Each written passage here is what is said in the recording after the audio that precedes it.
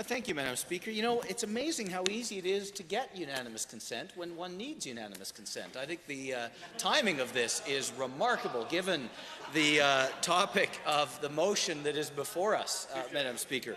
And I mean, I say that with obviously a bit of good humor, but at the same time, that is my experience in this chamber over the last 3 years, almost to the day, and I think that members who have been here longer than I have will tell me that this has also been the experience, that almost invariably when the government requests unanimous consent to extend daily routine past 3 p.m., they're granted unanimous consent.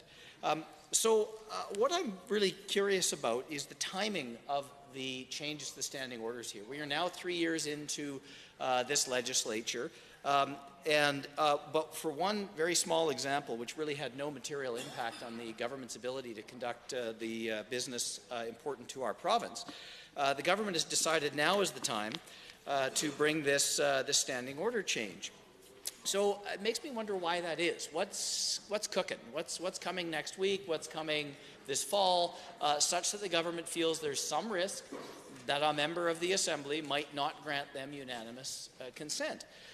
And so I wonder, are they going to introduce a dozen bills in a day and try to steamroll a bunch of things through the legislature at some point?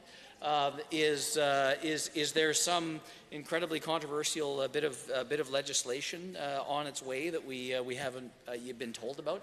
I don't know. I have absolutely no idea. The other thing I think is important for this government to understand is at some point, perhaps less than a year from now, they may find themselves back on this side. Sure. And they may find that having made this change to the standing orders is perhaps not in their interest when they do eventually, be it after this election, after the next election, after the election after that, find themselves back in opposition, as every government eventually, ultimately does. So far be it for me to predict the outcome of the next election.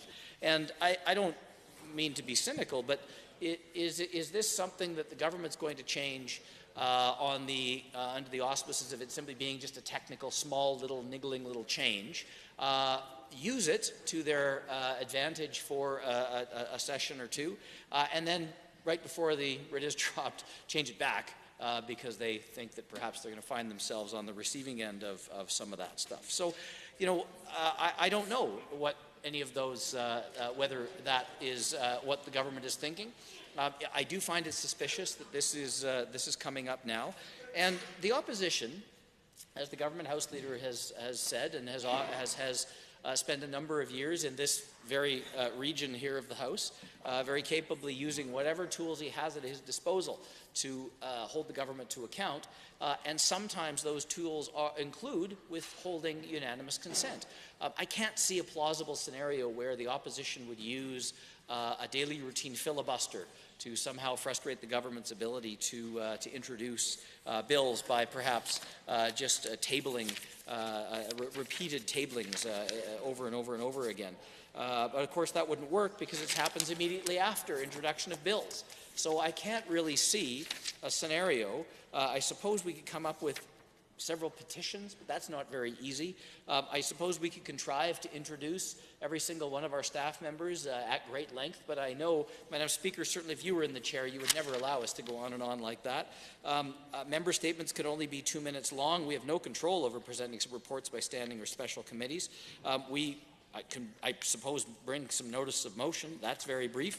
And then we're into introduction of bills. So I can't see a scenario where the opposition or some rogue private member on the government side, much as I would encourage you to do so and entertaining as it would be to all of us, could frustrate the ordinary business of the House in any kind of systematic way by filibustering orders of the day. It seems, or by filibustering daily routine.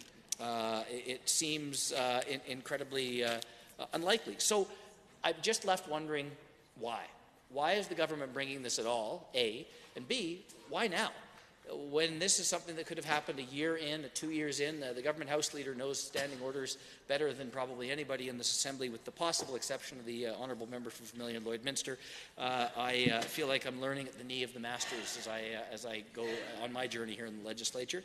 But I do wonder why. So, Madam Speaker, I will not be supporting this amendment, I do question why the government is bringing it, and I would encourage all members of the Assembly, including government backbenchers, to shock the world and break with the government's vote and vote against this motion. Thank you, Madam Chair.